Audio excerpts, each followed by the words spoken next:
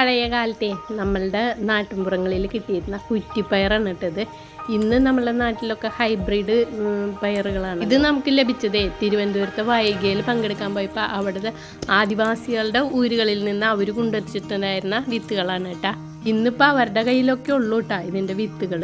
അപ്പം നമുക്കൊരു 12 മണി വിത്താണ് കിട്ടിയത്. അതുകൊണ്ട് കൃഷി ചെയ്തിട്ട് ഇതിൻ്റെ ടേസ്റ്റ് ഉണ്ടല്ലോ, നമുക്ക് പറഞ്ഞറിയിക്കാൻ പറ്റില്ല, അത്ര രുചിയാണ് ഈ പയറിന്. ഒരു 40 വർഷം മുന്നൊക്കെ നമ്മളിത് കഴിച്ചിട്ടുണ്ട്. ഇപ്പം ഈ പയർ നമ്മളുടെ നാട്ടിലേ ഇല്ല. ഇതിൻ്റെ പ്രത്യേകത എന്തിട്ടെന്നറിയോ, ഒരു പയറിന് ശരാശരി നമ്മളെ ചൂണ്ടാണി വിരലിൻ്റെ വലിപ്പം ഉണ്ടാവുള്ളൂ, അധികം വലിപ്പമൊന്നും വെക്കില്ല. ഇന്നിപ്പോൾ കാട്ടിലൊക്കെ ഉള്ളൂ ഈ പയർ, പക്ഷേ രുചി അപാരം തന്നെയാണ്. ഇന്നിപ്പോൾ ഹൈബ്രിഡ് പയറുകളാണല്ലോ കൃഷി ചെയ്യുന്നത്. ഇതിൻ്റെ വിത്തിൻ്റെ മണികളുണ്ടല്ലോ, ഉണങ്ങിക്കഴിയുമ്പോൾ പച്ചപ്പയറായാലും ചുവന്ന പയറായാലും കറുത്ത മണികളാണ് കേട്ടോ. അപ്പോൾ രണ്ടും തമ്മിൽ ഉണങ്ങിക്കഴിയുമ്പോൾ തിരിച്ചറിയില്ല. പക്ഷെ രുചിയുടെ കാര്യത്തിൽ രണ്ടും ഒരുപോലെ തന്നെയാണ് കേട്ടോ.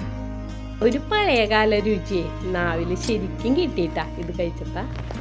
വീഡിയോ ഇഷ്ടപ്പെട്ടാൽ ലൈക്ക് ചെയ്ത് കൂടെ കൂട്ടണേ.